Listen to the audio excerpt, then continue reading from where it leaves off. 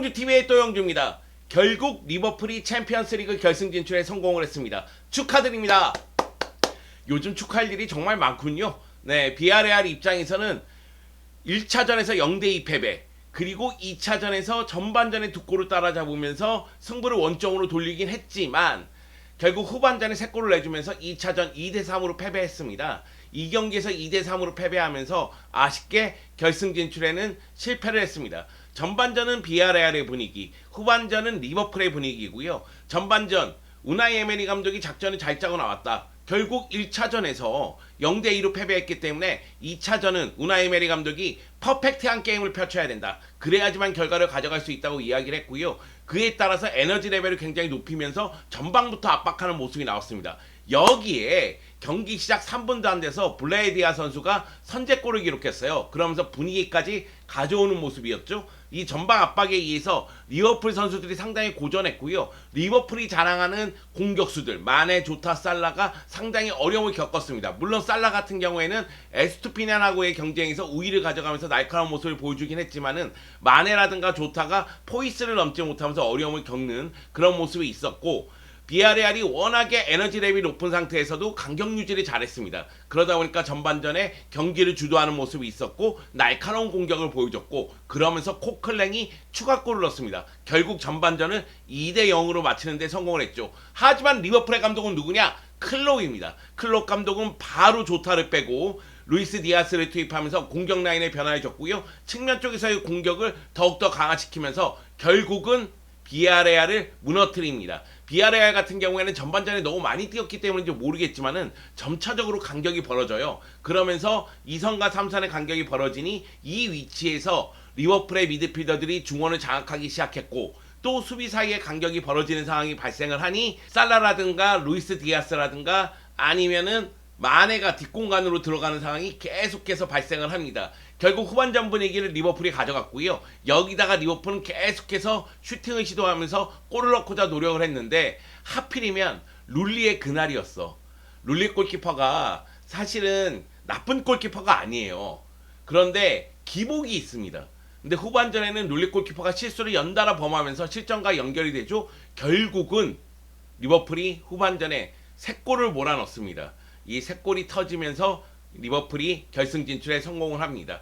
파비뉴의 그 골은 룰리 골키퍼 다리 사이로 들어갔고, 루이스 디아스의 골도 룰리 골키퍼 다리에 맞으면서 들어가는 장면이었고, 마네의 골에 대해서는 룰리 골키퍼가 나왔어야 되느냐 이런 생각이 좀 들거든요. 왜냐하면은 오른쪽 측면에서 수비수가 따라가고 있는 상황이었으니까 조금 더 수비수를 믿어도 되는 장면 아니었느냐. 그리고 골문에 비우고 나왔다면은 확실하게 끊어주고 돌아가야 되는데 그러지도 못했다. 그러다 보니까 결국은 룰리 골키퍼의 실수가 실점으로 다 연결되면서 2대3으로 비아레알은 패배하게 됐죠. 물론 전체적인 분위기는 졌지만 정말로 잘 싸웠다, 이런 분위기입니다. 그리고 저는 그것에 대해서 동의를 합니다. 자, 16년 전 2005-2006 시즌에 비아레알이 챔피언스리그 준결승전에 진출했습니다. 당시에 페레그리니 감독이 리켈메 중심의 전술을 썼었죠. 그리고 그 당시 준결승의 상대가 아스날이었습니다. 그리고 나서 리켈메 선수가 PK를 놓치면서 결국 결승 진출에 실패를 합니다. 아스날이 결승에 진출했죠. 그리고 이제 바르셀로나에게 패배를 당하게 되는데, 그때도 마찬가지입니다. 졌자이싸. 그때도 정말 잘 싸웠다, 그런 이야기를 들었거든요. 리켈메의 PK 실축이 없었다면, 이런 얘기를 하는데 지금도 마찬가지입니다. 룰리 골키퍼의 실수가 없었다면, 룰리 골키퍼가 파비뉴의 슈팅을 막아냈다면, 이런 이야기가 나오고 있는 거죠. 그만큼 비아레알이 전반전을 너무나 잘했다는 생각이 들죠. 그에 따라서 후반전 아쉬움이 있습니다. 물론 많은 분들은 그렇게 생각할 겁니다. 비아레알이 리버풀 원정 1차전을 생각했을 때 너무나 무기력했다. 그때 무언가 보여줬어야 된다. 동의합니다. 그런데 그 경기에서 골을 넣는 것보다는 한 골에 어떻게 해서든 멈췄어야 돼요. 실점수를 멈췄어야지만 우나이 에메리 감독의 축구가 가능했거든요. 우나이 에메리 감독 유럽 대항전 승리하는 모습 봤을 때 세비야 시절도 그렇고 비아레알에서 지난 시즌 유로파리그 우승했을 때도 그렇고 홈에서의 성적을 바탕으로 해서 다음 라운드에 진출을 합니다. 결국은 원정에서는 무승부 내지는 아쉽게 한 골차 패배, 홈에서는 이것을 뒤집는 승리, 그러면서 다음 라운드에 진출했었거든요. 그런데 이번에는 리버풀 원정에서 0대2로 너무나 무기력하게 패배한 것, 그것에 대한 후폭풍도 2차전에 있었다고 생각을 해요. 1차전에서 0대1로 멈췄었다면 2차전에서 전반전에 2대1로 역전이 가능했고 그러면 더욱더 수비적인 전술을 쓰지 않았을까? 그런 생각이 들어서 아쉬움에 드리는 말씀입니다. 자, 그러면은 비아레알 관계자들의 이야기를 한번 들어볼까요? 아쉽게 패배한 비아레알. 우나이 에메리 감독은 당연히 아쉬움을 드러냈겠죠. 골을 넣는 것이 1차 핵심이었고 우리에게 선택의 여지가 없었다고 이야기를 했습니다. 그건 왜 그러냐면 1차전에서 0대2로 패배했기 때문이죠. 전반전은 경기를 잘 관리했고 단주마가 없는데 제라르드 모레노가 부상으로 빠지게 된다. 이것이 매우 컸다. 결국 수비 쪽에서의 안정감을 유지하는 것도 중요했지만 공격의 날카로움을 유지하면서 비아레알 수비수들의 발을 묶어놨어야 된다. 이런 이야기로 보입니다.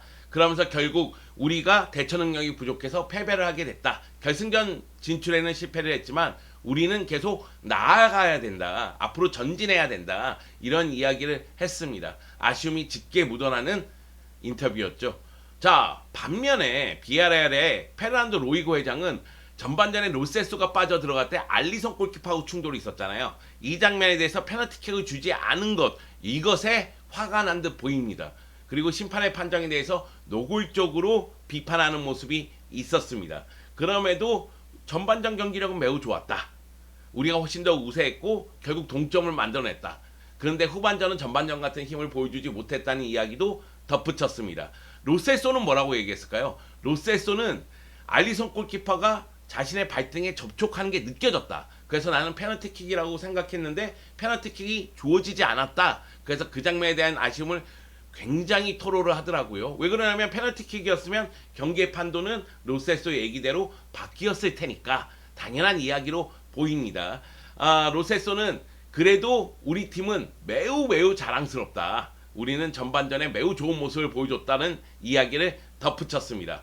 자, 팬들에게 이야기하는 건 제라르드 모레노의 얘기가 맞을 거예요. 제라르드 모레노는 나는 사람들이 이 팀, 이 클럽을 자랑스럽게 생각해야 된다고 여긴다. 결승 진출에 실패를 했지만 머리를 높게 들고 라리가 남은 4경기에 집중해야 된다는 이야기를 했습니다. 결승 진출을 위해서 끝까지 포기하지 않았고 그리고 최선을 다했다. 하지만 리버풀이 후반전에 훨씬 더 대처를 잘했다는 이야기를 했죠. 그러면서 리버풀에게 축하를 하고 팬들에게 감사함을 표한다고 이야기를 했습니다. 비아레알이 결승 진출에 실패했지만 지금 이 순간이 비아레알의 최고 전성기다. 이렇게 물어본다면 저는 예스라고 얘기할 겁니다. 왜 그러냐면은 라리가 성적을 떠나서 유럽 대항전에서 이렇게 좋은 성적을 낸 적이 있는가? 한번 돌아봤을 때 없다고 해도 과언이 아닙니다. 물론 페그리니 감독이 이끌고 리켐의 중심이던 시절 2000년대 초반에 비아레알은 유럽 대항전에서 매우 강한 모습을 보여줬습니다. 유로파 리그라든가 챔피언스 리그라든가 확실히 다크호스 같은 모습을 보여줬죠. 하지만 우승을 차지하지 못했단 말이죠. 그런데 우나이 에메리 감독이 지휘봉 잡고 나서 지난 시즌에 맨유를 꺾고 유로파리그 우승했습니다. 그리고 올 시즌에 도장 깨기를 했죠. 유벤투스 바이에른 뮌헨을 꺾고 챔피언스리그 준결승전에 올라갔고 2차전에서는 리버풀을 괴롭혔습니다. 지금 이 순간이 비아레알의 최고의 전성기다. 맞습니다. 그리고 또 한 가지 이유가 있죠. 비아레알 같은 경우에는 인터토토컵 우승 외에는 메이저 대회 우승이 없습니다. 인터토토컵 우승 같은 경우에는 거의 이야기를 안 하니까 메이저 대회 우승이 없다고 봐도 무방합니다. 라리가에서도 우승이 없고 코파델레이에서도 우승이 없었고 유럽 대항전에서도 우승이 없었습니다. 하지만 지난 시즌에 유로파리그 우승했잖아요. 그렇기 때문에 비아레알 입장에서는 지금이 최고의 전성기라고 얘기할 수가 있습니다. 하지만 그와 동시에 위기입니다. 왜 위기냐? 비아레알은 연속성이 부족해요. 제가 계속해서 지금의 비아레알과 2000년대 초반의 비아레알을 비교하고 있습니다. 왜 그럴까요? 네, 중간에 굴곡이 있었기 때문이죠. 보통은 이 정도 위치에 올라온 클럽들은 이 위치를 유지하는 게 중요합니다. 근데 비아레알 같은 경우에는 유럽 대항전에서는 두각을 나타낸 적이 있어도 리그에서는 굴곡이 너무 심해요. 그러다 보니까 유럽 대항전도 나갔다가 못 나갔다가 이런 상황이 반복적으로 이루어지고 있는 거죠. 지난 시즌 유로파리그 우승을 차지하면서 올 시즌 챔피언스리그 진출 티켓을 땄습니다. 그러니까 지난 시즌만 놓고 봤을 때 비아레알은 대성공이에요. 메이저 대회 우승 트로피, 유로파리그 우승 트로피 들어 올렸죠. 그리고 이번 시즌 챔피언스리그 진출 티켓을 얻어냈죠. 그런데 라리가 성적을 봤을 땐 과연 그럴까요? 아닙니다. 지난 시즌 비아레알은 라리가 7위였어요. 유럽 대항전과 라리가를 병행하다 보니까 유로파 리그에 올인하다 보니까 라리가 성적이 7위로 떨어졌죠. 근데 지금 이 순간 챔피언스 리그 준결승에 진출해서 말 그대로 클럽의 영광을 다시 한번 누린다 할지라도 우승에는 실패를 했잖아요. 결승 진출에 실패를 했으니까. 그러면은 다음 시즌 챔피언스 리그에 나가기 위해서는 라리가에서 4위 이상 기록해야 되는데 4위는 지금 불가능합니다. 그러면 유로파 리그에 나가기 위해서는 6위 이상 기록해야 되는데 6위도 지금 상당히 어려운 상황이에요. 그 얘기는 뭐냐면은 남은 라리가 4경기 성적에 따라서 올 시즌의 비아레알의 성적표는 달라질 수가 있다는 이야기입니다. 자, 라리가 순위표를 보시죠. 라리가 순위표를 보면 4위 아틀레티코 마드리드가 승점 61점이고요. 7위 비아레알이 승점 52점입니다. 승점 9점 차고 남은 경기는 4경기예요. 사실상 불가능하다. 이런 생각이 들고, 그리고 6위까지는 차지해야지만 유로파 리그에 나갈 수가 있잖아요. 왜냐면 코파델레이 우승을 베티스가 차지했고 베티스는 현재 5위니까. 그렇다면은 6위 소시에다드와 7위 비아레알의 승점 차는 몇 점 차냐? 4점 차입니다. 그렇기 때문에 남은 경기에서 이것을 좁힐 수 있느냐, 극복할 수 있느냐가 매우 중요해요. 그런데 비아레알이 뒤를 돌아보니까 파리 빌바오가 승점 1점 차로 추격하고 있습니다. 이 얘기는 뭐냐면은 비아레알이 UEFA 컨퍼런스 리그에 나가지 못할 수도 있다는 이야기죠. 결국 7위 자리를 빌바오가 차지할 수도 있다는 이야기 아니겠어요? 남은 경기 일정 한번 보시죠.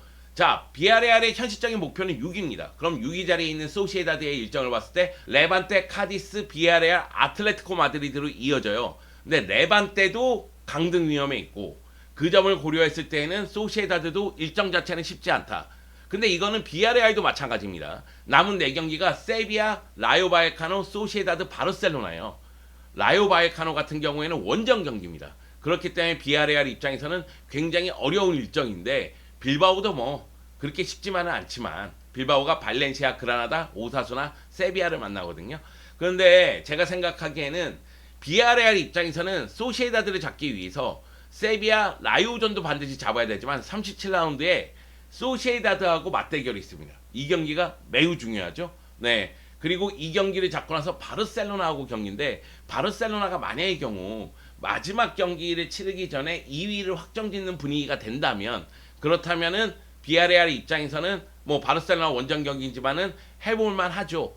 근데 소시에다드 같은 경우에는 38라운드가 아틀레티코 마드리드인데 아틀레티코 마드리드는 현재 베티스하고 4위 경쟁을 하고 있거든요. 요 얘기도 굉장히 재밌습니다. 아틀레티코 마드리드 일정도 정말로 어려운 일정만 남았기 때문에 바로 다음 경기가 마드리드 더비잖아요. 그래서 요 얘기도 한번 여러분에게 드릴까 하는데 여하튼 소시에다드도 일정이 어렵다. 그 점을 고려했을 때 빌바오가 오히려 7위 자리로 올라올 가능성이 있지 않을까? 이런 생각이 좀 듭니다. 빌바오는 홈에서의 성적이 매우 좋은데 결국 이제 원정 경기에서 그라나다, 세비야를 만나는 점, 요거를 어떻게 극복하는지를 봐야 되겠죠. 자, 비아레알 이야기를 한번 해봤습니다. 노란 잠수함, 정말 화끈했어요. 네, 전반전 같은 경기력을 후반전까지 이끌어갔으면 어땠을까? 이런 생각은 드는데 상대가 리버풀이잖아. 리버풀 너무 강해. 그러다 보니까 결과는 어쩔 수 없었다. 이런 생각이 좀 들어요. 룰리 골키퍼의 실수가 너무나 아쉽게 느껴지고 제라드 모레노의 부상도 너무 아쉽게 느껴지고 단주마가 선발로 나왔으면 어땠을까? 왜 하필 부상을 당했느냐 단주마? 이런 생각까지 들더라고요. 여하튼 비아레알이 고군분투하는 모습을 보면서 올 시즌 마무리도 잘했으면 좋겠다. 그러기 위해서는 지금 7위보다는 6위로 가면서 다시 한번 유로파 리그 우승을 노리는 모습을 보여줬으면 좋겠다. 이런 생각 때문에 비아레알 이야기를 한번 해봤습니다. 비아레알 남은 4경기 파이팅 해주세요. 한번 우나이 에메리 유럽 대항전 다시 한번 잡아보자고. 나 왜 이렇게 기분이 좋냐? 잘했다 비아레알.